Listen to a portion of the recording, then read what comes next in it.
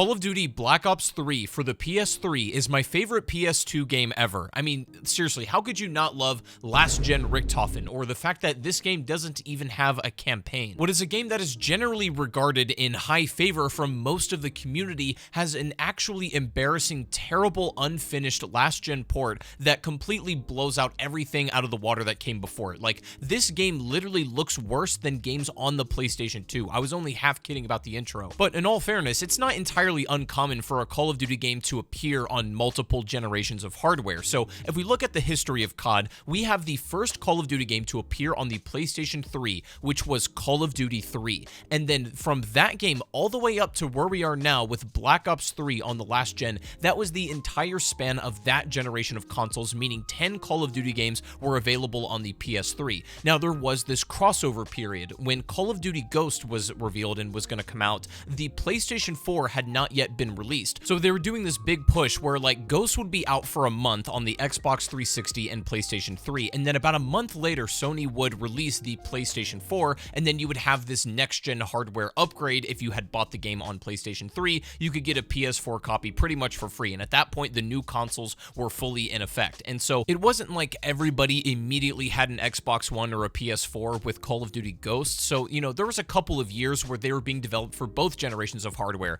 Ghost was the first one, Advanced Warfare would be the second game, and then Black Ops 3 would be the third and final Call of Duty game ever released on the PlayStation 3. At that point, they would exclusively be developed for the next-gen consoles, but that gives us a 10-year lifespan of the PlayStation 3 with CoD. But even that's kind of generous because, I mean, Black Ops 3 really shouldn't have been on these consoles. Somebody made the call to get this, you know, shipped on last-gen hardware. They had Beenox and Mercenary slap this thing together, and it came out absolutely terrible. So really, in my opinion, it should have only been 9 Call of Duty games that appeared on that last generation of hardware, but of course somebody made the call to get Black Ops 3 made on these, and it was an absolute abomination. So technically it's 10 Call of Duty games. But what's even crazier is if we look at the PlayStation 4 and that generational run, we have Call of Duty Ghosts, that was the first game to ever appear on the PS4, and then where we are now in Black Ops 6, that is still being developed for the PS4. That's 12 Call of Duty games, and we're still not done with it. In fact, I don't see them stopping anytime soon. I don't think this is going to be the last CoD on the PlayStation 4 or Xbox One and that generation, but we've already spanned 12 Call of Duty games as opposed to the previous 10 or what should have been 9. But even then, the ports of Black Ops 6 right now on the PlayStation 4 and Xbox One counterparts are not nearly as bad or embarrassing as Call of Duty Black Ops 3 on the PlayStation 3 and Xbox 360. This is a really special case of a horrifically bad Call of Duty game that visually looks even worse than CoD 4, which came out in 2007, and this game dropped in 2015. It's essentially a Call of Duty game made by developers that don't know anything about Call of Duty. Now, granted, Beenox still works with a lot of the studios to make modern Call of Duty games, but they were pretty much handed this entirely and said make the game from the ground up and make it work for these last-gen consoles. So today, we're going to be looking at the strange story and secrets of the last-gen port of Black Ops 3 and what is easily the weirdest Call of Duty port to ever exist.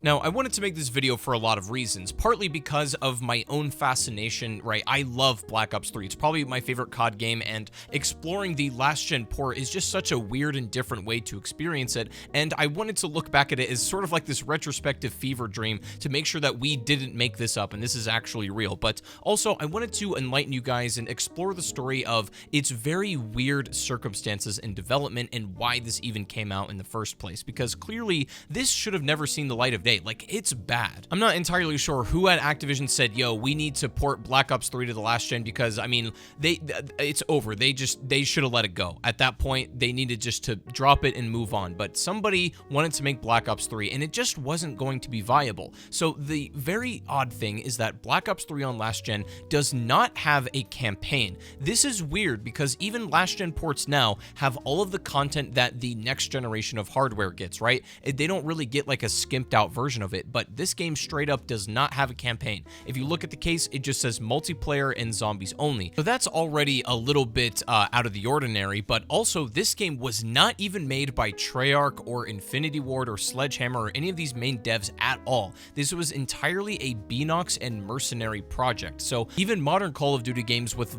you know, last gen crossovers, let's say maybe Vanguard, Cold War, MW2, stuff like that, they're all still sort of made in-house. Like they just didn't give it to a completely different studio to make it. But Black Ops 3 was entirely non-COD studios. So with that in mind, we can kind of paint the picture of exactly why this turned out the way it did. But the reason for no campaign is pretty interesting. I found some interviews with Jason Blundell where he talks about this. First of all, this article says after Activision announced that Call of Duty Black Ops 3 will have no campaign mode for the Xbox 360 and PlayStation 3 a little over a week ago, citing the story mode's ambitious scope being too much for the dated consoles to handle. The game's producer Jason Blundell said that he completely supported the publisher's decision to do so. Jason then goes on to say, quote, "My job is to push the current gen consoles as far as I can. When I heard that an old gen version was going to be made outside of Treyarch and found out the things that would have to be cut in order for it to work, I was fully behind Activision's decision to remove it." Now you might think this is kind of a weird thing to say given that the Black Ops 3 campaign sucked for most people. I mean,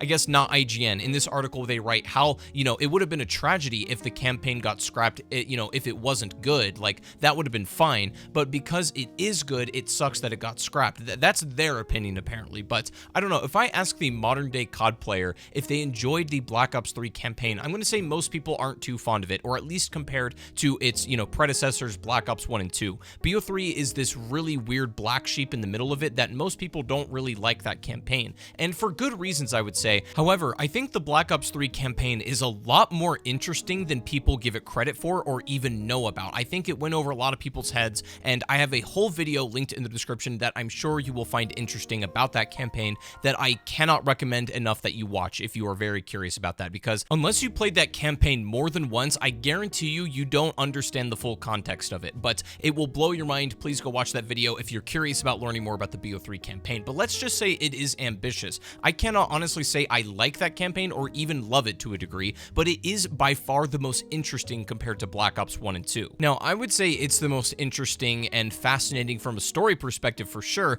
but also even its gameplay. Like, it wasn't necessarily open world, but it was trying to emulate Destiny with a shared world and also be a little bit of non-linear storytelling and non-linear gameplay in a way where you're kind of jumping in and out of missions and doing things and stuff like that, and the fact that it's co-op. So getting all of this technical stuff working on the last gen probably wasn't possible, especially with co-op capability, even though World at War did have a co-op campaign all the way back in the day, but let's ignore that for now. I think what realistically happened is they said, hey, we can do the campaign on last gen, but you know, we're gonna have to cut this, this, and this, maybe even the co-op capability, maybe not. Either way, I think Jason Blundell looked at it and said, no, I don't want this on the last gen because it's gonna be silly and it's gonna ruin the kind of storytelling that I'm going for. And I can totally respect his decision to do that, but I also understand how important campaign is to some people and how Black Ops 4 got absolutely lambasted for not having a campaign. And Jason Blundell has this to say on the matter, I quote, "You say that fewer people are playing campaigns these days, but our metrics say different. This was an active topic at Treyarch until our numbers showed us that regardless of what you read on forums, players spend a good amount of time in all modes." And without outright saying it, I think what happened is Jason Blundell outright did not want his campaign to be on this last generation of hardware because it would just make a mockery and embarrassment of it. And I can totally understand his perspective here. The other weird thing though is that Black Ops 3 on last gen, according to Activision, would never get any post-launch support. Like, it was never advertised as such. I think there's a big misconception with Black Ops 3 last gen and people being like, oh, Activision, you know, promised to support this game and then they just ditched it after DLC 1, scammed people, etc. But I think it's actually the other way around. As far as I could tell and everything that I read and could gather, BO3 was never promised to have any DLC at all on last gen. In fact, they even explicitly stated that it wouldn't have the same post-launch support that the current generations would have. So, but they did end up dropping a DLC 1 pack, but then they stopped after it. They dropped the DLC pack Awakening and then nothing else after that. This makes for a really interesting Call of Duty experience because the multiplayer was fully functional, at least as much as it could be on this last generation, and it even had a couple of DLC maps that would appear on the game, and zombies would have a grand total of 3 maps: Shadows of Evil, which was the launch map of BO3, The Giants, which was a pre-order bonus, and Der Eisendrock, which was DLC 1 of that game. And all 3 of these are playable on the last generation of hardware, and we're going to get into these maps because they're very fascinating. But last thing I want to point out about the campaign is I guess this was Jason Blundell really wanting to do something special with this, and he didn't want to compromise his vision whatsoever. The last quote he has on this says, "I'll say this, and this is my personal view: the death of storytelling and the death of campaign is the death of society. As a medium, we have to tell stories. For Black Ops, it's absolutely essential to continue the art of storytelling." This statement from Jason Blundell would become incredibly ironic given that the next Black Ops game, BO4,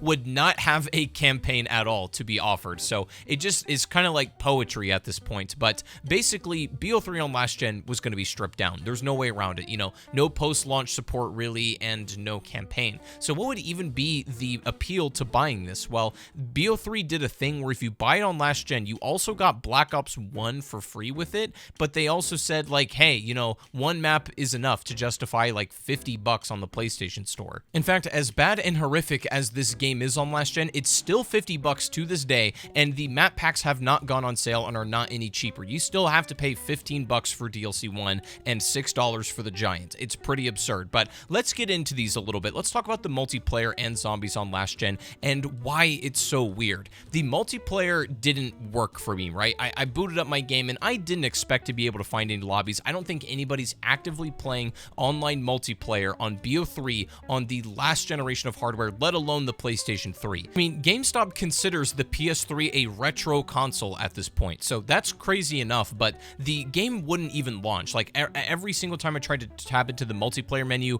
my game would just freeze and my console would freeze up, so it just wasn't happening. However, I could load into local and I could play offline with bots. That was about the best I could do with multiplayer, and you can see just clearly from the menus, the maps, and so on that this is such a scuffed version of the BO3 offering. Now, a lot of the bones are intact, right? All of the specialists are here, all of the weapons, etc., but it just doesn't have that good look or polish. I'm not kidding when I said COD 4 looks better visually, a game from 2007, compared to Black Ops 3 that was released in 2015 for the exact same hardware. It's just genuinely insane. But to make matters worse, one of the big highlights that Call of Duty as an FPS was always renowned for, and I think a big part of what helped it dominate the FPS market on console, especially during the golden era of Call of Duty, was in the PS3 to Xbox 360 era. Call of Duty was one of the only FPS titles that could consistently run at 60 frames on this set of hardware. That was impressive. Call of Duty running at this buttery smooth 60 FPS when most shooters were capped at 30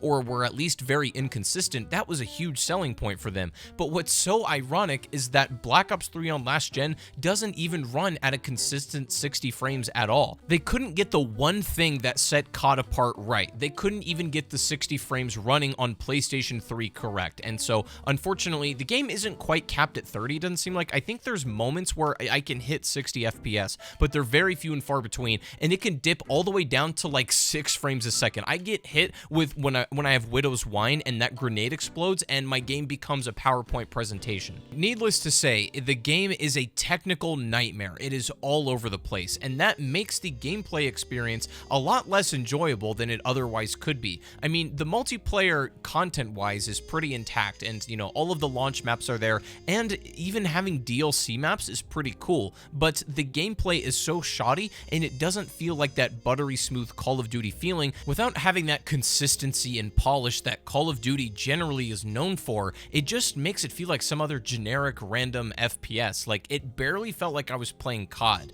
Like, I could only recognize it as Call of Duty from the literal assets and the fact that I know it's Black Ops 3, but just the way that the game feels, if you've played it on last gen and if you've played any other Call of Duty game, they just do not feel the same. It's kind of incredible how different a game can feel if it's just made by a different studio, even though it's the exact same game fundamentally. Now, like I said earlier, even with modern COD games that are still being developed on the PlayStation 4 and Xbox One, at least like the game is consistent enough where reload animations are correct, right? There's not these wild inconsistencies in like gun animations or sounds or anything like that. They're all pretty much the same. Maybe the only difference is like textures and the graphics aren't quite as good on those older hardware, but in last gen BO3, the animations are so bad and janky, and they're different in a way that I don't like, and it's just rough, man. Like, it's just so clearly unfinished. Like, Black Ops 3, I'm talking about the real version, that game was made fairly quickly. Like, to be honest, Black Ops 3 pretty much came together as a game in about 9 months,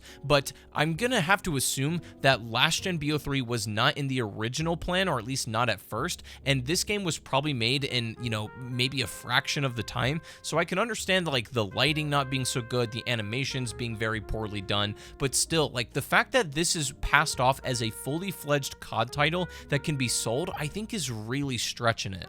One thing I'll never get to experience is what the actual multiplayer environment was like on Black Ops 3 last gen. I'll never be able to load up a public match with good connections where there's a lot of players and people are, you know, actively on the servers. That's just an experience that I'll never have, so I can only rely on you guys to tell me what it was like back in the day. If the connections were good, if the gameplay felt smooth or anything like that, I'm gonna assume that the multiplayer was probably a very inferior experience to at least the current generation of hardware, purely for technical reasons. Like, I think the game is in pretty rough shape, even just playing offline with bots. The frame rate's hella inconsistent, and it just doesn't feel like Call of Duty. And then when you combine, like, the internet on top of that, and all of the lag and stuff that can come with online play, I just can't imagine that being an awesome experience, or at least comparatively. And so, with all of that in mind, the last thing we should talk about is zombies, and this is easily the most interesting part. Now, I know Black Ops 3 zombies better than the back of my own hand. I've played this game for more hours than I'd like to admit, so I know every nook and cranny and every single texture of these maps by heart, and so I'm going to be able to point out where these maps are wildly inconsistent, or there's just some weird, strange things going on. A few of these you might find interesting. I think it's really funny when you go to the gobblegum machine and you spin for it. Like, in the real version of Black Ops 3, like, it actually shows you what gobblegum are in the vats. Like, you actually see the model of it, and there's, you know, cool little animations for everything and so on. But in BO3 last gen, the vats spin, but then they just put a PNG of whatever you want over it. Like, you don't even get to see the actual rendered 3D gumball. You just get to see a PNG image of it. And then I saw stuff like this where I'm like, oh, was that a gumball? But it's actually just like the additional power bonus or something that you get. But I'd never seen that PNG before, so it just threw me for a loop for a second. But, you know, that's one thing I noticed right off the bat. But map-wise, let's start with the Giants, and what you're going to see right away is this map looks horrible. I mean, literally, like, World at War Der Reese looks far better than this. That's not even an exaggeration. The textures, the lighting are just so bad here. And to make matters worse, Black Ops 3 has this awful thing on zombies. Now, this was in the real version of it, or like the current gen version at the beginning, where if you get hit by zombies, it kind of makes you stop sprinting, or you get locked in place a little bit. They would fix this, thankfully, and that was Black Ops 3's biggest blemish on launch. But even despite all of the updates, on last gen BO3, this still plagues the game. This was easily like the worst mechanic of all, and made the zombies experience so terrible. But the Giant is mostly intact from a layout perspective, and it even weirdly has all of the content that you would expect from the current gen version, including Easter eggs, right? You can do the fly trap, you can go and collect all of these different collectibles around the map, and you'll get the Annihilator out of the oven, and you can use it, although, as you can see, and what I was saying earlier, the animations just, they're so jank. Every animation looks like your character is just like wading through mud or this thick peanut butter. All of the motions are so slow and chunky, and it's just like, you can just see a visual example. I don't really got to put it into words. You can see how rough the animations are, but the visuals are, you know, not really anything to write home about here. In fact, they're on the horrific end, I would say. But you can even do the Easter egg where you throw all of the monkeys and the teleporters, and this gives you access to another perk. You can see the effect of the laser isn't awesome either, but, you know, it's kind of cool just the fact that you can still do this in the Giant. I will say, content-wise, it's identical to the current gen version. It just looks and plays way worse. Now, the other thing is that these zombie animations and tracking are not correct. You can very easily, like, get them to just walk in place or just stand still or something, and if you kind of evade them correctly, they just pile up and they don't track you well whatsoever. This makes training zombies and just overall survival a lot easier. It feels like the pressure of zombies zombies, especially as it gets into higher rounds, is just simply not there because it's very easy to break the zombies mechanics in AI. Like, it's incredibly simple. So that kind of took me out of the experience a little bit, but the giant honestly was pretty much the same. It just looks really bad. But going over to Shadows of Evil, it's kind of the same story. Content-wise, all of the Easter egg stuff is there, and what's very fascinating is that you can basically compare the two versions, and any texture or anything that is not Easter egg related, for the most part, is going to be stripped out. But all of the Easter egg things are intact. Now, recently, there was a discovery made on Der Eisendrache, which is related potentially to the impossible unsolved Easter egg in Black Ops 3 regarding these books. It's a very complicated sequence of what might be this special John Dee cipher, and all of these books are named these very strange titles. Now, what's weird is they appear in last gen for some reason. That clearly indicates to me that this is an Easter egg in some form or fashion, because a lot of non-essential textures have been stripped out, but everything Easter egg or content-wise does seem to appear in last gen for the most part. Like, I couldn't find any inconsistencies in terms of major content, but the fact that these books are included in last gen, I think, is just fascinating in and of itself, but we'll get to that in a second. Shadows of Evil is, I mean, like, it's a take on this map for sure. Like, it doesn't do my favorite zombies map ever a justice. I love Shadows of Evil. I will love that map till I die. It's my favorite map of all time. But this last gen version really, I think, kind of makes a fool out of it. And if you want to talk about ambitious projects getting scrapped, like the whole campaign just being Alt F4 deleted from the game, I mean, you could say Shadows of Evil is ambitious enough where maybe that could have got cut. Maybe you didn't want to do that map on here. But of course, you couldn't sell Black Ops 3 on last gen. Like, this is the map that it comes with. So they had to do a last gen Shadows of Evil, and it's very rough. It doesn't play that well, and it doesn't look good either. And of course, we get the biggest meme of all time. This is where last gen Richtofen comes from. The fact that somebody sat down, modeled this out, and made it in the game is a crime. But besides that, I think, like, content-wise, all of these side Easter eggs and all of the main content is there. I tried to upgrade the Apothecant Servant. Unfortunately, can't do it. They did actually manage to patch that out. But also, weirdly enough, when you come over here to the Footlight District, which in my opinion is one of the prettiest and most interesting areas in Shadows of Evil. There's a lot of really cool little Easter eggs here. One of the things you might remember is there's these movie posters over here on the side, and these were speculation about maybe where DLC was going, and it was just like interesting zombie stuff going on. These posters are just removed, and they're just blank wooden textures. There's nothing here. And also, weirdly, this sign on the current version that says Killers of the Night, you know, up here on the sign, on the last gen version, it just says Zandemic, which, you know, I don't think that sounds very good. Something good I would like to point out, though, last gen has the original drop animations when picking them up. You can see that they're this sort of like Cthulhu monster for your max ammo and, you know, stuff like that. And this was in the original, like, new Black Ops 3, but at some point during the game's life cycle, they updated it to be like the Giants logo for the power-up icons, and I still don't really know why. I think these look so much better for this map, and it's like they were clearly made for this. I have no clue why they got switched, but they're still in last gen, and I think they look great. What I will say is playing my favorite zombies map ever on last gen didn't necessarily ruin the experience for me.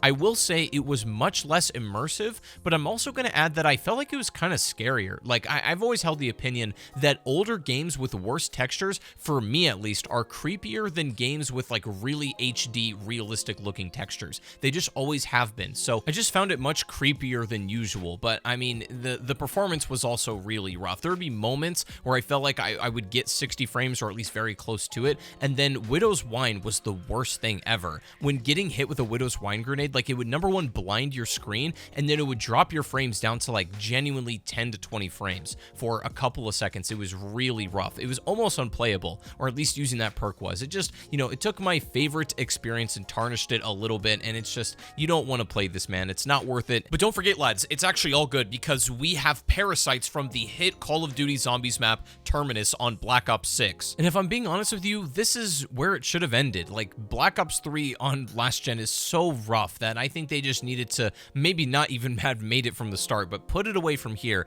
But they couldn't help themselves. I don't know who greenlit DLC 1, but Der Eisendrache fully got made on this game. And, you know, this is also regarded as one of the best maps to ever be made in zombies history, and all of the content in Der Eisendrache technically exists here in this last gen version, but as we can see, even right from the spawn, visually, they are very different. Like, they're not even in the same league. It's actually kind of shocking when I put them side by side and look at the comparison. Like, even when I look at current gen version of Black Ops 6, PS5 versus PS4, it's not this dramatic between PS4 and PS3 here. Like, that's a generational leap right there, if I'm gonna say it. But DE is actually intact content-wise, but it is really lacking in visuals, and also the map is incredibly buggy. I assume because this wasn't really in the original plans, they didn't have all of the time or resources to not only make it, but continually bug fix it and so on. Like, it's very rough around the edges, and it's an experience, to say the least. Is it good? Absolutely not. I would do Easter egg runs, and almost every single time, I would get some kind of game-breaking glitch or bug that would just straight up ruin it. Like, there would be times where the Ragnarok piece wouldn't spawn, or just the switch would straight up refuse to flip, or whatever it was. There would be some kind of issue, and like, there would be other things that are just confusing. When you're doing the Easter egg to light up these like death rays, they just don't light up after you've done the Simon Says step, and so it constantly had me gaslighting myself if I'd even done it. It's weird, man. It's so bizarre. But technically, you can do the boss fight. You can, you know, finish all of that, and that means you can also get the last gen cutscene. This one, I'm gonna be honest, isn't quite as hilarious as the last gen Shadows of Evil cutscene, but it's a close second. And this would be where Black Ops 3 on last gen ends. Now, again, I think it's important to frame it that Activision didn't promise any DLC. This seemed like an additional bonus that they happened to be able to make for some reason. And I'm also going to assume that at some point in time, a last-gen Zetsubo no Shima was probably being worked on. I guarantee you, there's a build of last-gen Zetsubo on somebody's hard drive out in the world somewhere that is just waiting for the world to see it. I would love to, you know, either take a look at that or be able to play it myself. That'd be incredible. But unfortunately, that never got shipped, and then all of DLC 2, 3, and 4, or in Chronicles, obviously, never got made for last gen. So it just sits in this really awkward place where it's not really a full Call of Duty game, given that it's missing its campaign, and it didn't have a full lifespan of seasonal content either, or DLC packs, and it just doesn't even have the same graphical fidelity of games that came out literally like 10 years before it. I just personally think this should have never been made. The last gen run should have ended with Advanced Warfare, and then we would have had a 9-run Call of Duty game on that generation of hardware, and they could have saved themselves the embarrassment of the meme of what last gen ended up becoming. I don't really know if this did anything productive for them. I don't know how well this sold on last gen, or if it was even that much more popular than, you know, what they were anticipating. I think by this point, most people had a next generation console and could play Black Ops 3 reasonably on a PS4 or Xbox One. I don't think, there were some obviously, but I don't think there were that many people still playing on the last generation of hardware that had no other choice but to play BO3. I mean, it's just, I feel like at this point, since we're still developing for the PlayStation 4, at some point, we have to run into a modern day last gen BO3 again, right? Like maybe the next COD game is completely outsourced and it just comes out an absolute mess like this. I don't really know, man, but I just want to say I had an absolute blast going back to play last gen. It was so scuffed, and it was just this walk down memory lane and an examination of the most interesting and unfinished Call of Duty game that's ever been released. That definitely should have never seen the light of day. It's easily the weirdest Call of Duty game ever. I mean, I love BO3, but on this version alone, it's the weirdest game that's ever been developed. That much is for sure. But anyways, I hope you guys enjoyed this. Leave a like on the video, subscribe if you want more stuff like this. Maybe I'll go back and take a look at the last gen versions of like Ghost or Advanced Warfare or something. You guys can let me know if you would like that, but otherwise, that's it for me. I'll see you guys in the next one. Peace out.